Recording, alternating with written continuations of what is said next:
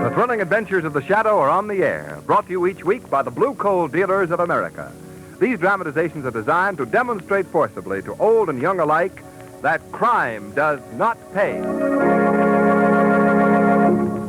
Before the Shadow starts today's adventure, time out for a little memory test. How many of you remember this old rhyme? The north wind doth blow, and we shall have snow. And what will you householders do then? Well, if you're wise, you'll be prepared for that emergency with a bin filled with blue coal. For blue coal gives you clean, radiant warmth that's not to be sneezed at. Yes, there's less chance of head colds and chest colds alike when your home is healthfully, evenly heated with blue coal. Phone your neighborhood dealer tomorrow. He'll show you the easy, economical way to heat your home. The Shadow, mysterious character who aids the forces of law and order, is in reality Lamont Cranston, wealthy young man about town. As the Shadow, Cranston is gifted with hypnotic power to cloud men's minds so that they cannot see him. Cranston's friend and companion, the lovely Margot Lane, is the only person who knows to whom the voice of the invisible Shadow belongs. Today's story, The Chess Club Murder.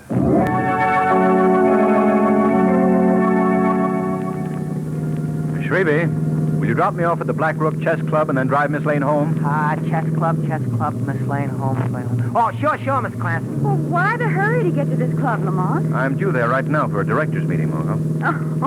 Oh, Lamont, that's the dullest thing I've ever heard of. A director's meeting at a chess club. Well, nothing dull about it. You see, there's quite a feud going on down there. May split the club wide open. Oh, it sounds momentous. The trouble, dear, did someone try to change the color of the squares? All right, have your fun. Well, what else could a chess club feud be about? Well, it's a long story, Margot. Hey, Mr. Cranston, hey. Yeah, Shrevey? Can you see that there new sign on the Evening Star building? Look at it. All the late news is spelled out by them moving electric lights. Yes, I've seen it, Shrevey. Yeah. Ain't science fantastical, huh? It certainly is. Oh, by the way, Margot, that innovation is the work of Raymond Packer, the publisher of the Star. Oh. He's one of my opponents in the chess club feud. He's the leader of the faction that wants to have... Look. Huh? That sign is spelling out something about the chess club. What? Why, so it is. Slow down, Shrevey. Yes, sir. Judge Harold Walker, president of the Black Rook Chess Club, was just this minute found in the library of the club, murdered. Shrevey, take me to the chess club at once.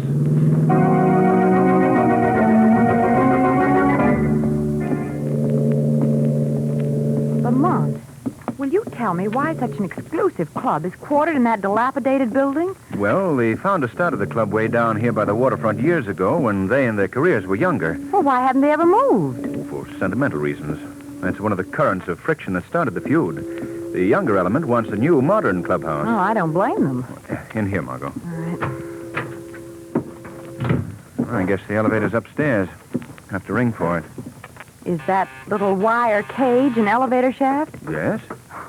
It looks like one of those cash carriers they used to have in department stores. All right. Here he comes. Who runs it? Diamond Jim Brady? No, Margot. And Lillian Russell is not our hat check girl. Where's that dog? Probably in the elevator. It belongs to old Andy, the operator. Evening, Mr. Cranston. Evening, Andy. Hello there, Blackie. How are you? Blackie, quiet. It's all right, man. He won't harm you. Well, I He's don't... just not very friendly with strangers, Margot. I suppose you've heard about what happened, Mr. Cranston. Yes, I have, Andy. Is Commissioner Western upstairs? No, sir. The police haven't arrived yet. You see, the body was just found a few minutes ago. But how did the news get out? We read a bulletin reporting the murder on that new sign on the Star building. Aye. That was Mr. Packer's work, man. Well, how did Raymond Packer get the news out so fast? From his office upstairs in the club.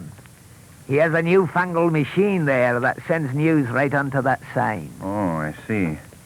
Go ahead into the elevator, Margot. Quiet, Blackie.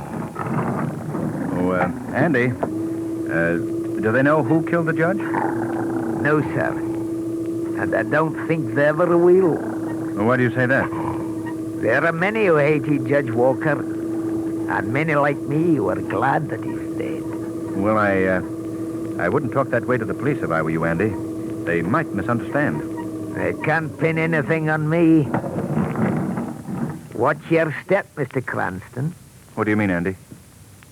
I mean getting out of the elevator.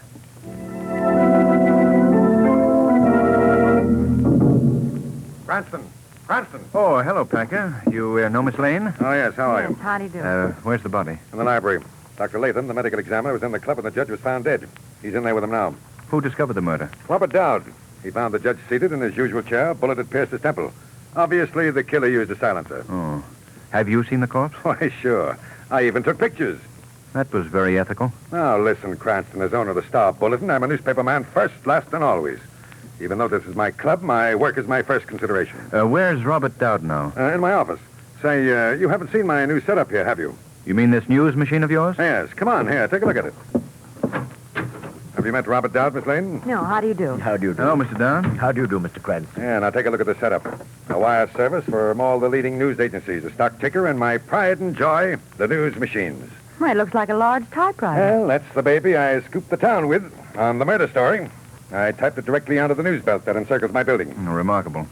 Mr. Dowd, I understand you discovered Judge Walker's body. Yes, that's right. Do you know when he was last seen alive? Yes, about an hour ago. He'd been playing chess with John Lord. Oh, I see. Is Lord still in the club? I believe he is. He's not only in the club, but tomorrow morning he's going to be on the front page of my newspaper as well. Listen to my story for the morning edition. I just dictated it into this machine. According to a statement made last night by Commissioner Weston, John Lord, who was the last person to see Judge Walker alive, will be held for questioning by the police. Yes. Well, there you are. Packer, you can't print a story like that. Why not, Mr. Dowd? It's unfair. The commissioner hasn't even arrived here yet. Why, everyone in this club knows that Judge Walker and John Lord cordially hated each other, even though they still met over a chessboard. Does that justify your printing an accusation like that? It's news, isn't it? Packer, are you going to crucify an old man just for an exclusive story? Listen, I'm convinced that John Lord knows all about Judge Walker's death. Excuse me. Oh, hello, Dr. Latham. Have you finished examining Judge Walker? Yes. Packer, what were you just saying about John Lord? I believe, Dr. Latham, that he's implicated in Judge Walker's death. But I'm afraid you're wrong. What do you mean, Doctor? John Lord was just found dead, stabbed through the heart.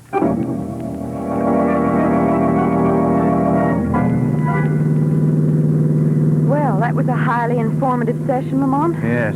2 men murdered, and any one of 50 club members could have committed the crime. Make that 51, Margot. Why? What do you mean? Old Andy, the elevator man, is eligible for that list. Well, Lamont, do you seriously suspect old Andy of being the murderer? I can't answer that, Margot, until later on this evening. What's going to happen then? I'm planning to pay a call on the old man. I shall visit him as the shadow.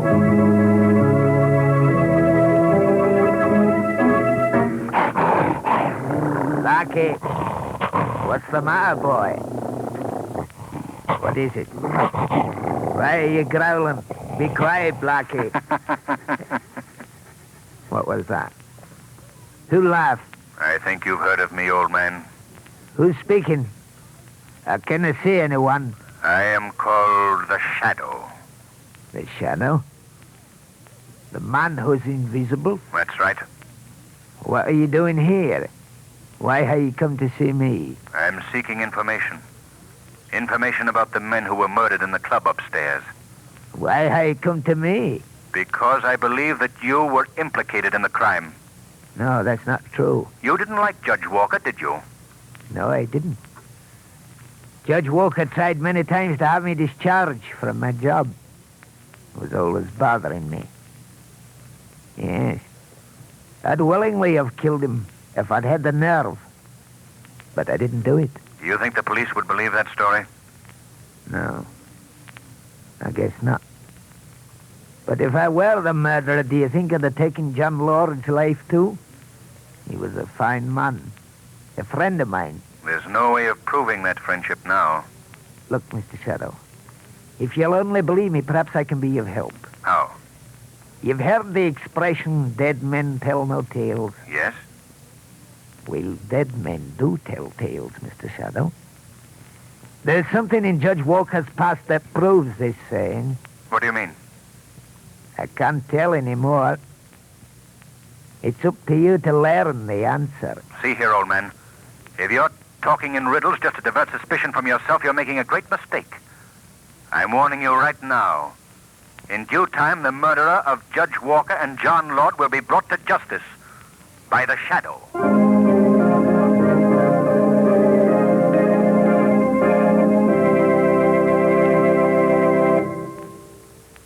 More from the Shadow in just a moment. But first, remember the old saying, an apple a day keeps the doctor away? Well, nowadays, there's a new saying. The blue coal way keeps the doctor away. And that's not the least bit surprising either. For blue coal is America's finest hard coal, specially prepared for low-cost, convenient home heating. It distributes a steady flow of uniform, healthful heat from cellar to attic. Yes, an even-burning, long-lasting blue coal fire in your furnace is your best safeguard against winter colds caused by drafty floors and chilly, underheated rooms. So keep the doctor away the blue coal way. And when you phone in your order, be sure to ask your dealer about a blue coal heat regulator. He'll be happy to give you a free demonstration of this efficient, modern thermostat that opens and closes dampers automatically and saves you money by saving fuel. His name is listed in the Where to Buy It section of your classified telephone directory under the words Blue Coal. Consider health, economy, and comfort. Phone your neighborhood blue coal dealer tomorrow. And now, we return to our drama.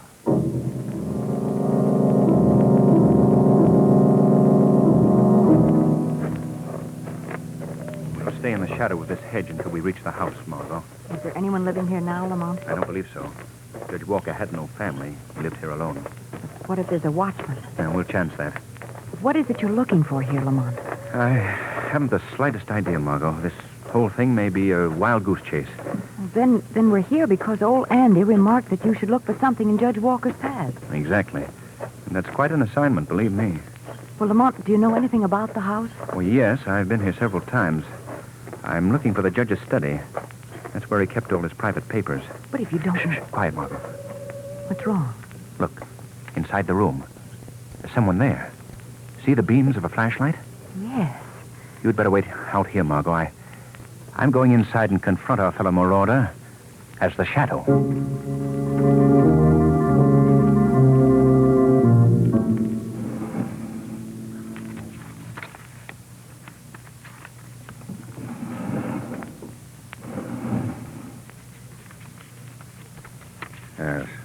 Yes, this is it. Who is that? Who put on those lights? I did, Mr. Packer. Oh, where are you? I don't see any. Oh, I believe I know who is here. It's the Shadow, isn't it? That's correct, Mr. Packer. I had a hunch you'd bust in on this case. Just what are you holding behind your back, Packer? Why, it's just a book, that's all. A book? May I see it, please? Why? What interest would you have in it? The same interest that you have, Packer. I believe that we came here seeking the same objective. And that objective can only be that book. Why is it so precious to you? It's just a book that I've wanted to read. So you came here in the middle of the night to the house of a murdered man to borrow it. Is that it? Yes, that's my story. Can you think of a better one? A much better one. One that implicates you in the murders of Judge Walker and John Lord. Oh, no.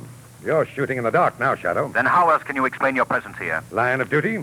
I'm a newspaper man, you know. Yes, and I also know that you'd stop at nothing to manufacture a good story, even murder. You'd have a tough job proving that. Yes, but perhaps possessing that book would help. Now, wait a minute. You can't have that. But I do have it, Mr. Packer, and I intend to keep it. I see. You think you're pretty clever, don't you, Shadow? Well, let me put you straight on one thing. What's that? I didn't kill Judge Walker, or John Lord either. But I'm going to beat you at your own game.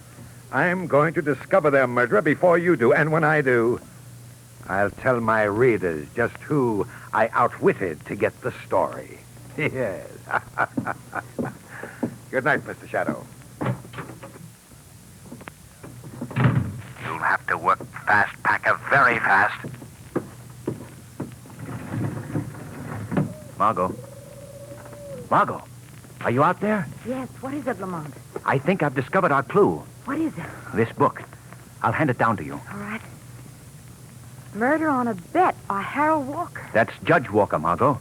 He wrote this book many years ago. What is it about? A mystery novel, I suppose. There's no tying it in with the judge's death until we read its contents. One thing, though, old Andy may have been telling the truth when he said, dead men do tell tales.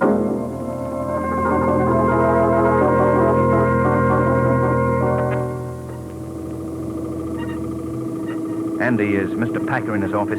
Aye, he's busy working. Here we are. Thank you, Andy. Good evening, Mr. Cranston. Oh, good evening, Dr. Latham. Looking for a game? No, thanks. I'm here to see Raymond Packer. Oh, he's in his office. I heard him talking into the dictaphone a while back. Oh? Anything turn up on the murders, Doctor? Has the commissioner discovered any clues? No, I'm afraid not. You know, as medical examiner, I've been on many murder cases, and usually the killer makes one mistake that gives him away. This chap seems to evolve the perfect crime. I wouldn't be too sure of that, Doctor. Now, if you'll excuse me, I'd like to see Packer. It sounds like Packer's still hard at work. Perhaps I better... Listen, Dr. Latham. Isn't he repeating the same phrase over and over? Yes, sounds that way. That isn't Packer at all. It's his dictaphone machine. What can be wrong? I don't know, but I think we should find out. Packer! Good heavens! Slumped over the desk. Packer! Packer! I'm afraid he's dead, Mr. Cranston. Yes, a stab wound through the heart, the same way John Lord was killed. And no sign of the killer's weapon. Wait, Dr. Latham. I have an idea. That machine, that dictaphone, he must have been speaking into it just before he died. Yes. Let's play the record back. It may contain a clue. You're right. Here, now let's see. I wonder... Here's a cut right here. While the police have been fruitlessly combing the town for the perpetrator of the double murder at the chess club, your editor has uncovered a clue that should lead to the solving of the crime. Here it is. I advise the police to learn the nature of the bet between Robert Dowd and... The bet between Robert Dowd and... I wonder who the other person was. The one he was about to mention. Yes. I have a feeling, Dr. Latham, that the unnamed person is the murderer. How about Robert Dowd? He's mixed up in it, too. I think it would be worth paying a call on him at once. Yes, go ahead. I'll notify Weston. Good luck, Cranston. Is Mr. Robert Dowd in his apartment, please? I'll ring and find out. Oh, I just remembered. Of course he's in. Another caller just left there. Oh, well, thank you.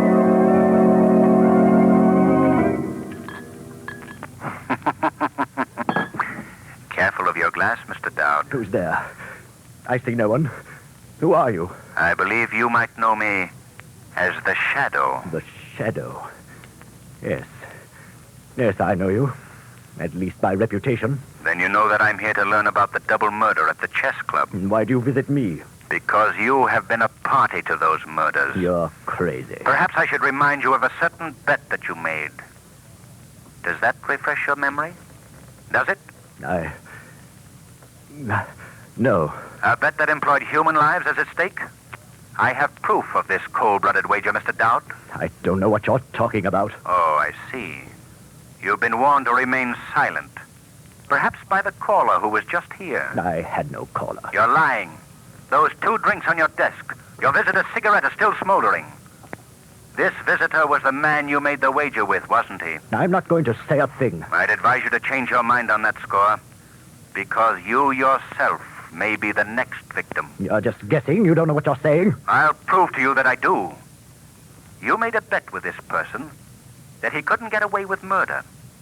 This plan of murder that your friend followed was taken from a book that was written years ago by Judge Walker. A book called Murder on a Bet. So far, he's followed the storyline exactly. You didn't know this, did you? No.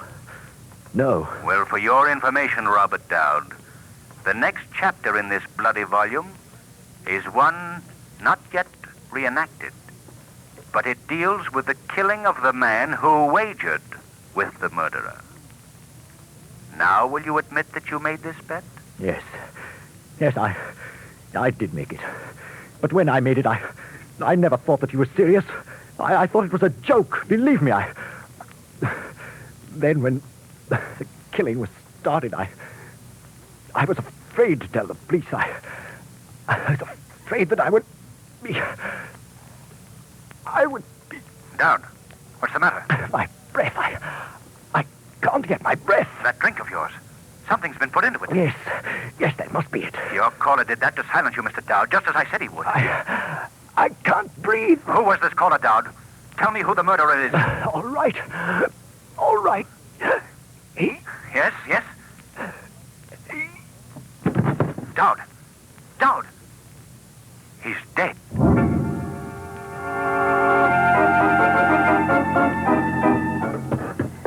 Come on, Margot. Just one more flight to the chess club. I wonder why Andy didn't answer the elevator buzzer. That's what I want to find out. Do you suppose another chapter in the book has been played? I hope not. Here we are. All right. Come on in, Margot. Lamont, the lights are out. Yes. Andy? Andy? Where are you? Andy, why don't you...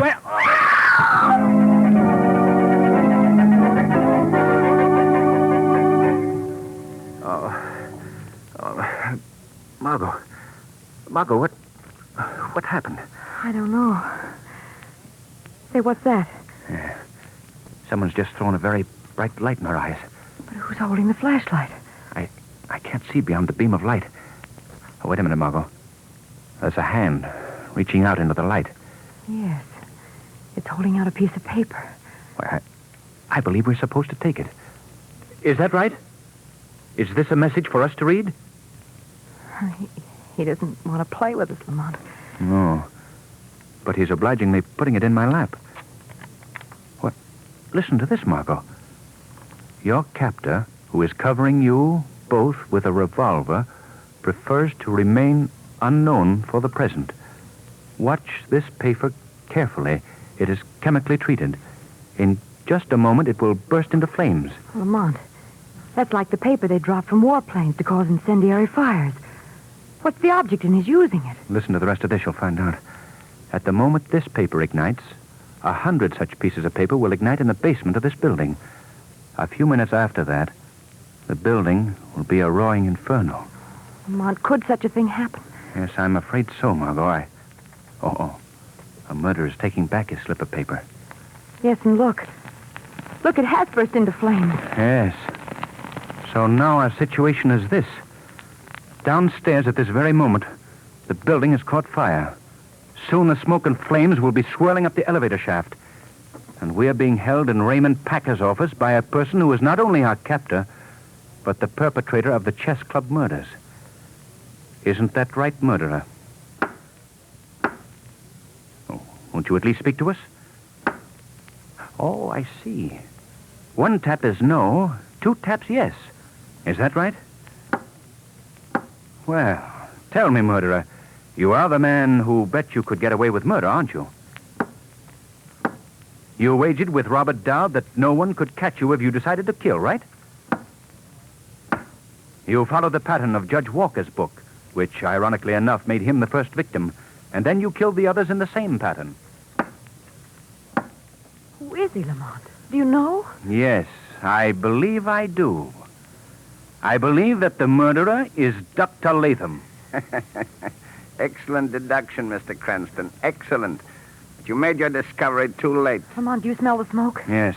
Fire's coming up the shaft. The flames will soon reach this room. Your time is growing very short. I see, Dr. Latham, that you have even chosen to reenact the final chapter. The killer's taking his own life in a burning building. That's right. Lamont, the smoke is choking me. What are you writing on that typewriter, Cranston? Just my ABCs, Doctor. Nervous habit of mine whenever I'm in a tight spot. Well, stop it. Oh, now, Doctor, you wouldn't begrudge a man who's about to die a little pleasure, would you? Stop it, I say. Oh, very well. That's better. Now, how did you discover my identity, Cranston? Well, old Andy gave me the first clue.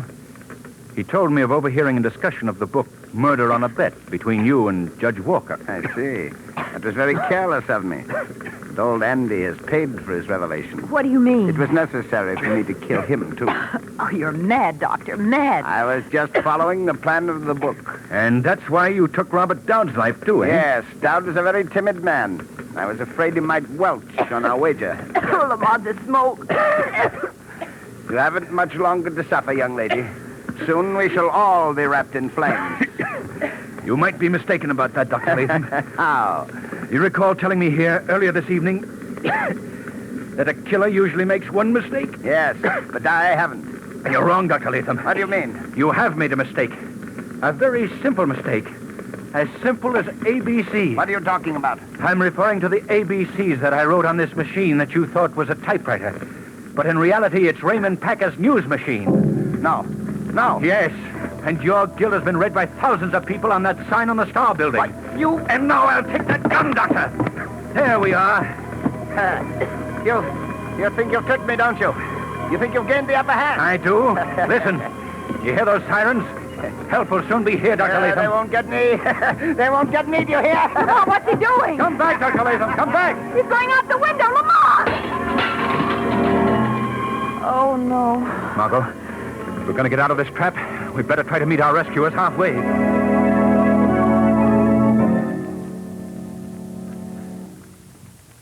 Lamont, to think that all those things could happen at a chess club.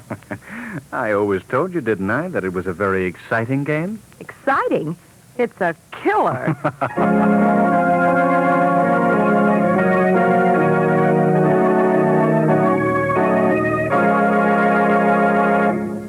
We'll hear from the Shadow again in just a moment. But first, we present John Barclay, America's home heating expert. Mr. Barclay. Thank you, Ken Roberts, and good evening, friends. These are certainly busy days for your neighborhood blue coal dealer. Yes, around this time of year, he's really got his hands full. But no matter how much he has to do, your blue coal dealer is never too busy to give his personal attention to your individual heating problem. You see, your friendly blue coal dealer is different from an ordinary coal man. In most communities, he's an institution. His office is a regular clearinghouse for free information on low-cost home heating. You'll find him pleasant to deal with, too. And besides, he's dependable. Even in the worst weather, your blue coal dealer never falls down on the job. He gives you careful, courteous, and prompt delivery. His motto is service with a smile. In addition, he will gladly be of assistance by helping solve any heating problem for you. His John Barclay trained serviceman will inspect your furnace and recommend the proper size coal for best results. This service is free and available to all blue coal customers. It will pay you to phone your neighborhood blue coal dealer in the morning. Thank you.